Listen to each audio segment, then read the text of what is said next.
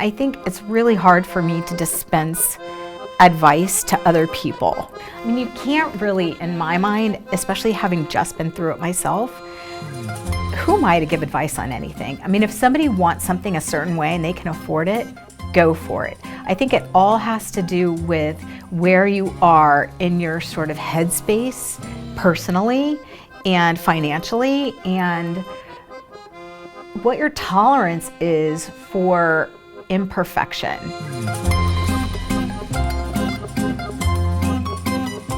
I'm happy with it. But you know what the most surprising thing is?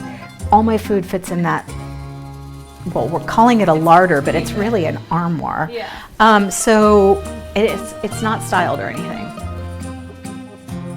And then these guys are actually really efficient. So that's where I store like snacks. I do have a candy drawer. Yeah. And look, at 3 in the morning. Yeah.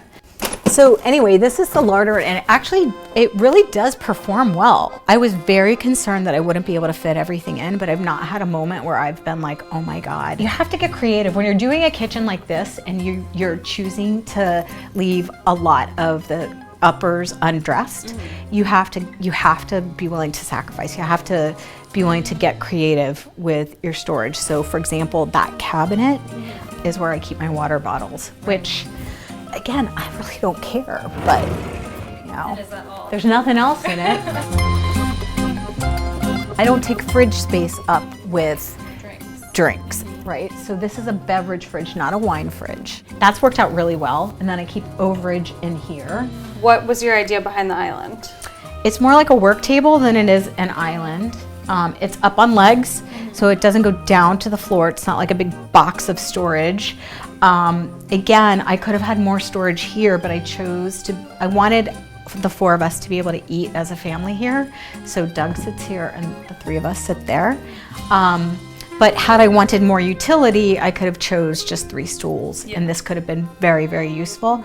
Sacrifices, right? Yeah, the wallpaper in here is like a really weird choice because it's like almost vaguely depressing, but in a very pleasant way, right? Yeah. I even said to my mom, who's sort of like my inspiration for most things, I'm like, Mom, I kind of want everything to be like muddy and brown. And she's like, that's cool, brown and black, and you know, then sort of layer on top. But it is like this paper baggy, muddy brown that I'm currently kind of obsessed with.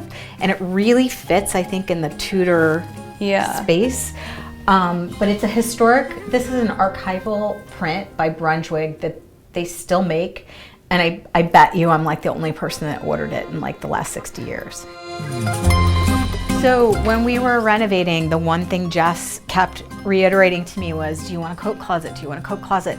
And I did, but it would have meant either sacrificing part of the living room, which would have taken a window away, or sacrificing like almost this whole little vestibule area. And I really love that little bench.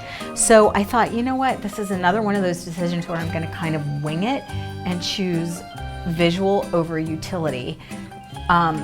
So I put these 2 bentwood Thonet hooks here that I found on First Dibs. Oh, cool.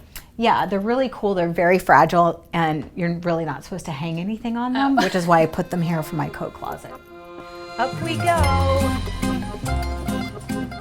I mean, this is how I live, which to some might seem like really weird and fastidious, and then to other people might seem like not at all. My rug's wrinkled. This dog bed is filthy and hasn't been washed in eons, but I do make my bed.